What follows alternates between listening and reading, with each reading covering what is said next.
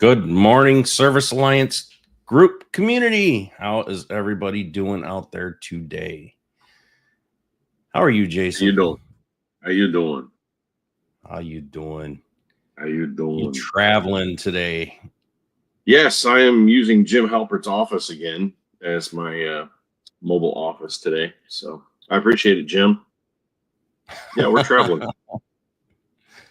We are in sunny North Carolina currently and visiting our good friends Joe and Jenny Seeley at Cavalry Appliance. That's awesome. Get to spend the day with them and meet some of their wonderful people at their office, and then they're going to take us doing some sightseeing in their area. So yeah, You're not going to be running calls with Joe? maybe tomorrow. Maybe tomorrow.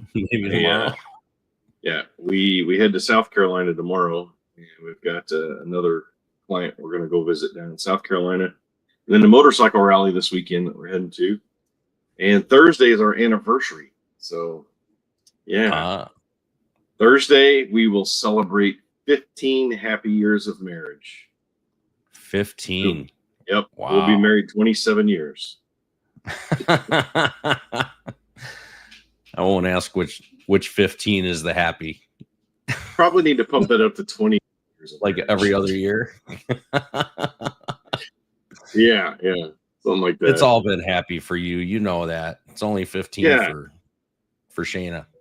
Something like that. Good day, gentlemen. He says that really loosely. Got some people chiming in. Hey, Adam. Good morning. Yeah, we're Brandon Benton.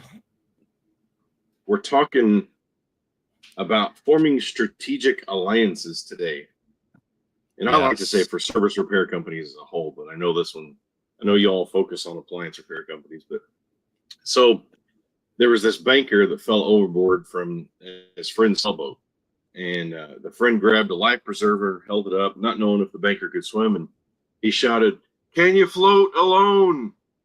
Obviously, the banker replied, "Man, this is a heck of a time to talk about business." Nice. Can you float alone? Nice. Since we're talking business to business, hey, that'd be kind of. Jenny's chiming in. Jenny, you need to walk out and just stand behind Jason, like right over his shoulder, like an angel, to make sure he does this right. Something like that. Here's the actual background. Not so bad. We got the lovely broom, the thermostat, and then this is our control panel for motorhome. I got a really nice view of a house beside me, so yeah, that's why I just like using Jim Halpert's office. Yeah, I've had to do plenty in my camper as well. Yeah, it works. Yeah. Good morning. Hey, there's Bree. Hello, Bree. Bree's one of our lovely CSRs that comes on a little bit later. Morning, Bree. Yeah, all right. I could tell a lot of stories about Bree because her father is one of my good friends, and he's also one of the officers in our Village of Energy. So yes, we are village people, by the way. So I haven't figured out if I'm the cowboy or the Indian yet. I'm a village person. So Bree's father is a great guy, no matter what she says about him. Jenny says she's got her morning face on. Me too. Can't you see? Yeah. We've all got our morning face on. I don't know if that's a good thing or a bad thing, Jenny. Well, all right. So we're talking about strategic alliances.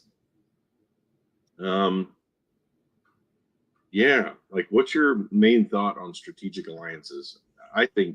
Personally, I think they're great. However, what's your thoughts? We're going to talk about the good, the bad, and ugly. Alliance. I don't think you can have a business that's successful without it. I think it's that whole thing. If you want to go fast, go alone. If you want to go far, go together. type of thing. So um I think they're necessary. I think I think once you get the strategic alliance mindset, I think it moves you a lot further along. And I just think it makes it so much easier. And you learn a lot more. It's like being in a mastermind with other people that are in your industry or complementary industries. You learn from each other. I think it's the same way with referrals and working together, Yeah, referring people back and forth. I just think it builds that relationship so much more, for and it sure. makes it so much easier um to be able to talk. It like I'm going to use your wife as an example. I met with her last week because I talked to so many business owners that need your services, but they may not even realize who you are or what you have to offer. And I met with Shayna and I said, I want to know everything all the talking points that I need to know so I can tell them what you do, how you do it, where you do it, all that stuff, Yeah. and be able to represent you a little bit better, when I am Hmm. talking to them, so that they will go and book a meeting with her and Yeah, learn about your services, right? for So sure. it's it's not for any monetary gain, but it's that It relationship, can be. right? It Well, can it be though. can be, So yeah, but even though it's not, we want the best for our customers. yeah, So it's all about, setting them up for success and using the resources and people that all around you. yeah. So So today we're going to dive into this a little bit more over the next 20, 25 minutes or so and talk to you a little bit about how you can measure success and maintain relationships. We're going to talk about how you can form these alliances. We're going to identify how you can find the right type of partners. But let's start with like the different types of strategic alliances. you want I to you want to start? Let's open us up in prayer. Oh yeah, hey, there you go. Do a Go verse for it. and then we'll get into it. All right. Dear Heavenly Father, I want to thank you for allowing us to come together to know you better, to learn from each other, to learn how to work with each other so that we can be a little more strategic. And you built us for community, and that's what this is all about. It's all about community, helping each other and sharing knowledge, sharing relationships, and building upon those so that we can be more successful and allow us to use this as an avenue to serve you better. It's in Jesus' name I pray. Amen. Amen. Amen. All right. Good call. I forgot about the verse and prayer. That's why we do this thing together, right? So, Bible verse we're going to shoot out there today is Amos 3:3. Do two walk together unless they have agreed to meet? Question mark. Do two walk together unless they have agreed to meet? Question mark. It's an interesting one. So, this verse from Amos speaks to the fundamental nature of partnerships. Partnerships, they require deliberate agreement and alignment before proceeding together. So, back into types of alliances. Um, I think as an electrician, there's complementary service providers. Like for me, it made a lot of sense to partner up with a heating and air company and a plumbing company and a roofing company and similar trade type of companies, to start creating those two-way referral type of opportunities, right?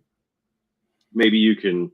At one point, we had a book of different companies that we referred, and so a lot of them, we would bundle services. I worked with a heating and air company at one point that, um, when they sold a new heating and air service, they had a set price for us to come in and do an electrical panel meter service type of upgrade, or they knew our generator prices. So if they wanted to bundle in a generator, especially if somebody was getting a loan for a new heating and air system, they knew the fundamental prices of what it cost for us to do those types of services. as a whole. And it was, as always, their salespeople would call us and say, "Hey, are we still good on these prices?" before they would give those prices. So that worked out really, really well in several instances where they could bundle a package together and offer it to the client, and we could do all the heating and air, the electrical, all that good stuff. So I know working with a plumbing company was another great example. Some people would want to get a new water heater system, and the plumbers couldn't do the electrical portion of it, so they would have a certain fee set aside for us to come to do the electrical portion of it. So they would bundle that together, and vice versa. So I think that was a really good one. Was just getting complimentary service providers. So as an appliance repair company, what are those types of companies that you're often coming across, or that you're often referring? Um, I I know can we've think of talked about property managers before in the electrical industry. Did you deal with property managers much? some. We actually tried to stay away from them, from the service repair side of things. Usually because it was just, hey, we only want you to come and do this, and that's it. So there wasn't much opportunity for us to actually go in the home and work with the homeowner to make the home safer. My goal purpose when I run a call is, how can I make this home safer? How can I make this home more comfortable? Those two things. And so with property managers, for us in the electrical service world, they didn't really care. 90% of them just didn't care. They just wanted you to come in, fix the problem, and get out of there. So we like working with homeowners the best. Yeah, it makes sense. I know TK's Yeah. talking about property management work this month on the 19th for our mastermind. So that's why I brought that up, because I know he does a lot with property management, and he loves working with property management, and it keeps him busy quite a bit, Yeah. without to where he doesn't have to do a lot with marketing or anything like that. So it's interesting to see the dynamic between two different trades, Right. Their point of view, two different trades, home service companies still, and what the differences are. Yeah, So for sure. I think that's a lot what you can learn from another tradesman, that you're working with as well. What are their challenges, what is working for them, and can you apply that to your industry? So I think that's real key with these Yeah. partnerships. What about parts suppliers, like distributors? Yeah, I'm meeting with a local heating and air distributor next week that I used to work with when we did heating and air. Excuse me. He actually wanted to sit down, kind of do the same thing you did. Hey, I just need to know what all you can do, so whenever I come across somebody I can refer to you, then I'll know what to look for. So he's got somebody in mind, and it's one of those like, okay, so we're going to reach out to them. But so yeah, for sure, building those relationships with part suppliers, distributors, for sure, 100%. A lot of them will. You walk into an electrical parts supplier that's public. Um, excuse me, pollen here is like thick. Mike and I were talking about this beforehand. We were driving in, and literally there was this fog, like this green fog. I kid you not, and it was pollen. And we were talking last night. I got here and I was working on the motorhome and everything, and I was literally covered in green pollen. And I went and got some parts on the motorcycle, and I went in the store and came back out, and I had this layer of pollen on my bike. Um, so Joe was talking about the pollen storm happening. And it's going to be a 2 to 3 week pollen storm. I'm like, you guys talk about this like it's a snowstorm. He's like, yeah, it pretty much is. So Oh, yeah, it's by next week, you should be blooming pretty good. yeah. So yeah, even in like the electrical parts store, they would let us put business cards. They'd have like a community board you could put business cards on. So whenever somebody would come in, hey, who'd you recommend to change this light fixture out or whatever? They would have their 2 or 3 favorites for specific things. Hey, this company's really good at this. Give them a buzz. Here's a couple other ones. and vice versa. Right. You go into Menards, Home Depot, a lot of them have, Menards has the packets. You go to the electrical counter and the different contractors that say, hey, I would like to advertise here. Here's a piece of paper, you fill it out, and they staple it together. So you get a book of like 10 different contractors that want to do work. So that's another one. I'll tell you one, don't do too often, because I kind of got my hand slapped one time. And I did this quite a few times before I got caught. You go into Lowe's, you go into the appliance section or the electrical section, and you drop a few cards on the ground. Drop. And you drop a few cards in the electrical Oops, section. they fell out of my pocket. I got a few calls from doing that. I heard that from another guy one time. So I tried it. I said that like a month ago. I was like, you got the magnets. They stick all over the place. Yeah. Yeah. I'm not going to say that a local baseball park that we have had a few magnets on some poles going around. I did that too. I wouldn't do stickers, but I do magnets, because stickers, they consider defamation of property. So it's like, yeah, no. But magnets, I mean, people can take the magnet off and take it with them. Yeah. Right. So I was in Lowe's one day. So I did it at Lowe's, Home Depot, Menards. And I was in Lowe's one day, and the electrical guy knew. He goes, hey, I keep finding your business cards accidentally on the floor. I think you need to stop dropping them out of your pocket on accident. I'm like, got it. But I mean, until they say, hey, don't do this anymore, I mean, you might pick up a few calls from that. Just saying. Yeah. I mean, that goes along with the relationship, right? When you do something like that, they're likely to give you just a little hand slap versus, get the hell out of here. We're not referring you anymore. And I tell you, the Menards guy, Brian, I still have a great conversation with him every time I go in there. And it's been 2 years since I've been doing electrical work. Brian was the manager at Marion Menards, and the guy was super nice. If I could have stole him away from Menards, I would have. The guy was just brilliant, and he knew his stuff. And so he referred us quite a bit as well. So get to know the people at these trade stores, and your local places too. We've got Southside Lumber locally. We've got Ace Hardware locally that sells parts as well. And so get to know them and make sure you're spending money with them, because they will be a huge referral for you. And get in with these vocational schools that are near you. I mean, there's young people, there's old people, that everybody wants to get into the trades. They're wanting to learn things, and you can have a pipeline of potential employees, that you can train up if that's what you're looking for. Everybody's talking about how hard it is to find good help, but if you could find trainable people by partnering with the vocational schools, that could help. You could go in and just speak, talk to the instructors, say, hey, can I come in and talk to your students? They could have parents in the trade that you don't even know about, that maybe you end up hiring. So just go in there and, put on a little presentation, say, this is what the trade is about. This is what you're getting into. So that's always good for students to hear. Our local community college has got a great building and trades program. Formed a little bit of an alliance with them. SIU University, I know one of the marketing professors there. And so he actually utilized us for a state case study.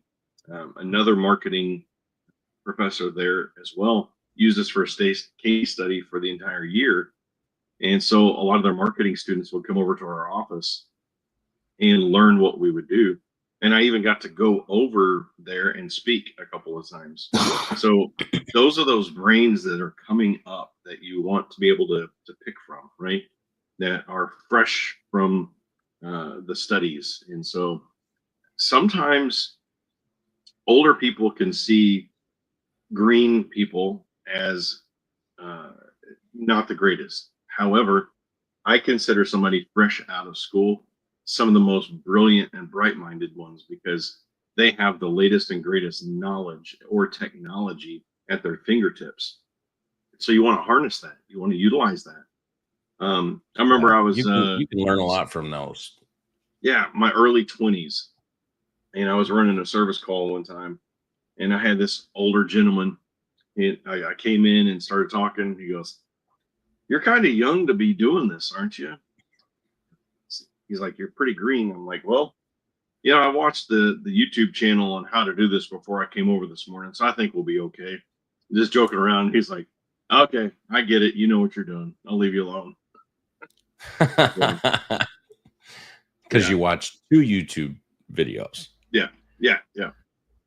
So So when you're looking at partnerships, what's the best way to, if you're just starting out with all this and looking at reaching out to different partners and, build some strategic alliances, but you don't know those people yet. You don't know your electrician, your plumbers, things like that. And how do you go about partnering with somebody and reaching out and kind of vetting them, to make sure that they're a partner that's going to be good? yeah, Because you obviously you don't know, want to refer someone who's bad, yeah. and you don't And this want really kind you of, want them sending you a bunch of dirt bags that's all they get, yeah, getting into that formalizing, your alliances. You want to make sure that you've got somebody who's shares your business values. Do they align with your core values? That would be my first question. And if they do, okay, let's have a deeper conversation. What about their communication style? Are they responsive? If I'm at an emergency call and I see their water heater is about to pop and they need a plumber today or tomorrow, are they going to be able to respond that quickly? You know, are they? Do they Obviously, answer the check their phone? reviews. Yeah, check the reviews for sure. Just like a customer would check you out and investigate your company, you need to do the same exact thing with them. Check their Yeah, reputation. You see how they manage their reputation. yeah. Are they doing things that you should be doing, like replying to reviews? Yeah. I A think good I think way, that's an easy way to do it. home builders associations, B&I groups, getting into your local chambers, they do a lot of vetting on these companies. Some chambers are just like, we just want your money and you're allowed in, but a lot of them do vet the companies. So looking at how to formalize alliances, one good way, as a contractor, B&I groups, they were always pretty good, and we're still in B&I groups today with my office help locally. And that's actually plugged us into some uh, regional B&I groups, and then we've gotten into some national type of B&I groups, not exactly B&I, but some national groups that is helping us to get clients around the country. So if you're just into contracting, so you really want to stay local or maybe regional, then I would definitely look into like B&I groups or maybe joining chambers. Chambers, for me, chambers are not what they used to be, and I think B&I groups have kind of taken over what chambers were originally supposed to be more of, right? And that's referring instead of yeah. I'm going to be careful what I say there. Um, just make sure you're checking things out where you're going to. But what Right. about you? One that I'm just thinking of that would be a really good one for appliance repair people to get involved, kind of get to know somebody at, is there's all these like condo complexes, and maybe they're like private communities, and they could have a bunch of apartments or condos there, right? But instead of going directly sometimes to the project manager for that, they've got like a full team usually of at least one or two, sometimes three different, I guess, kind of groundskeepers, handymen that work for them, Mm, kind of yeah, jack of all trades. They're maintenance men. They do drywall work. They might do plumbing, but they're not experts in fixing appliances. yeah, So they need someone for that. and or if something's over their head, or they just don't have time to do it. Maybe they can refer that out. Um, that would be a really good one to get into. So start looking at those communities that you could get into. Yeah, I mean, it's across, of course, for property management work, but if you can find out who the actual people are that do the maintenance, that work there, those are the ones you want to get into, because they're the ones doing the face-to-face touch points with every single resident, and some of these things, they'll have 1,200 units, just in one little community. Yeah. Well, another big part on the alliance aspect is, if you're going to do some kind of a referral agreement, you might want to look at putting that in writing, right? So legal considerations, when do you use written agreements? What do you include in those partnership documents? What if there's a problem, right? How do you handle the problem? How do you handle if there's a liability issue or if reputation comes into play? Those are things you need to consider legally. You also need to look at the communication protocols. Hey, what's the expectation for response times? If I send you a lead and it's hot, are you going to be able to go today, like I mentioned, or is this something that's going to take a week or two? Maybe they're not the right fit for that type of customer. What Yeah, about I think this commission is going to structures? depend a lot on what type of partnership Mm-hmm. it is. Obviously, if it's working with property managers, you definitely want to have that in place. Yeah. If Commission it's structures. something with another electrician or a plumber, maybe not so much. Yep. Yeah. Are you sharing commissions? Like, are you giving them a percentage or a fee for that, or vice versa? So these are a lot of things that you need to think about ahead of time in tracking progress.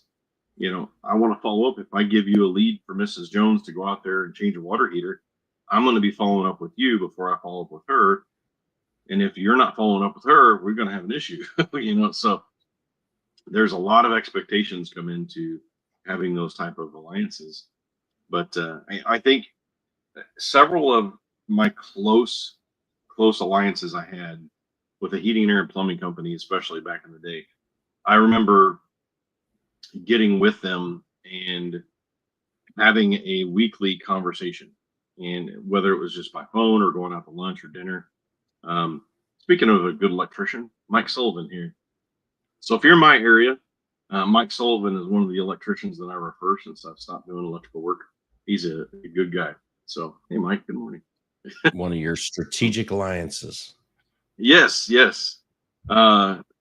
So yeah, you definitely want to do the follow up. You want to be having, especially those close alliances, you want to be getting with and forming not just a business relationship, but a personal relationship with, in some cases, because if you're referring them a lot, yeah, it's a good thing. Definitely a good thing. Yeah, You you need to nurture that relationship, right? So if you don't hear from them for a while, or you need to do that check-in call, and make sure that you're staying on top of it, staying in their face, because they may have forgotten about your conversation, that you had months ago, honestly.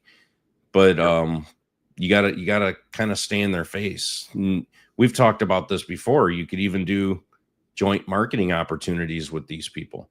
They're looking to do marketing, you're looking to do marketing. Maybe you can team up together and figure something out. Maybe you get a group of different trades together and do some joint marketing opportunities. So how often do you review these types of partnerships? Like, what if you have to have a difficult conversation? Have you ever had know, a relationship like that where you had to pick up the phone and just say, hey, something's not right here? yeah, and usually with the ones, especially I've got a good relationship with, it's an easy conversation. It's hey, Mike, I was over at Mrs. Jones's house the other day, just following up with all the work that was done, and she was a little concerned, a little unhappy with something that happened, and have that conversation. Um, when you have the good communication and good relationship with the alliance member, it could be an easy conversation. Sometimes they're difficult to have, But when you have the good communication, the good relationship, I think it's an easy conversation. Yeah, I think this is a good topic. So wrapping up, some key takeaways. Get out there, build the relationships, follow up and nurture those relationships, and get into those trade schools. You know, start getting into your local vendors. Start looking for these opportunities that you can start building a relationship with somebody. It's always awkward at first, but we've all done it. We've all started there. We've all come out the other end better for it. And Yeah. you start building your network, you know, get into those distributors and part suppliers, you know, figure out what type of partnerships or opportunities are in your geographic area that, you know, that you Yeah. service. So definitely, I think you could make a list, you know, and maybe make a list of 30 people. There's got to be 30 people in every market, and that's your hot 30 list. And then Yeah. just start going down the line, start reaching out via email, their website, phone calls, whatever it takes. Just say, hey, we're looking to work with some other tradespeople on a referral basis. I guarantee you most of them haven't really thought of it much. And they're probably going to be like, oh, wow, that's kind of cool. I hadn't thought of that. Maybe I should do this. You know, maybe they're in the Yep. same boat, or maybe they have been thinking about it, but they've never taken action. And now here you are doing what they should have been doing or Yeah. had been thinking about doing. Yeah, So I for think sure. it's an easy way to introduce yourself. Yeah. I think it's been a great conversation. Good topic for sure. And it reminds me of I recently met a limo driver who had been in business for over 30 years. And despite trying his hardest, he never even had one single customer. Yeah. All this time and nothing to show for it. Nice. And that's Wow. how I'm going to end today. That's going to We'll end on that. All right. We will see. What are we talking about next week? I lost That's a my great. I Well, lost it. There it is. All right. we're talking about well, this says building business to business relationships. Yeah, that's pretty much what we did this week. So I think our list is off a little bit. So, all right. Maybe it'll be talking about property management opportunities next week. So Y'all have a we'll great week. And oh, hey, don't forget to pay the fee. You know, if you saw something, you yes, share it, like it, subscribe to My Office Help, Alliance Marketing Pros, Service Alliance Group. You betcha. absolutely. Have a great day, everybody. We'll see you next week.